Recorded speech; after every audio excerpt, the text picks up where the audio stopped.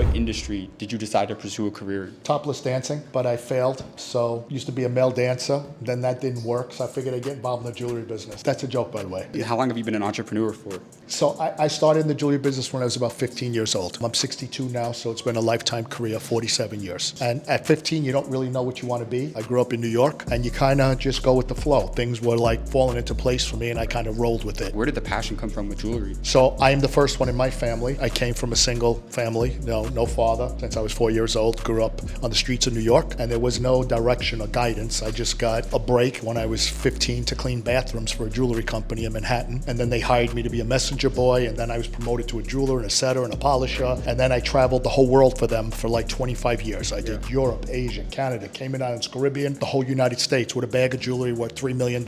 And when you start making money and you're a poor kid, that kind of motivates you and drives you. So I really didn't know what I wanted to do. I wasn't college material, I wasn't school material. I couldn't wait to get out of high school. I barely made it through it. But then you give the guy the football and he runs with it. He doesn't look back, and that's kind of what happened. What has been the most amount of money that you've ever generated in a single year for your company? I wouldn't disclose that. Okay, But no worries. I will tell you that, humbly speaking, because this is Rodeo Drive in Beverly Hills, there's many committees here because of the tourism and everything. They keep record of everything. And back in 2017 or 18, they told me they don't even use my figures because I was doing more business than anyone in Beverly Hills. More than 90% of businesses don't make it past 5 years. You've had a career in entrepreneurship that's been nearly 40 years. What is the greatest lesson that you've learned that you pass on to someone else? What's worked for me personally, I don't care what your religion is, your culture is, I don't care where you are from anywhere in the world. People want to deal with people who are real. Keep it real. Your word is the only thing you have in this world. All this could be gone tomorrow, but I would make it back because of my honor, my values, my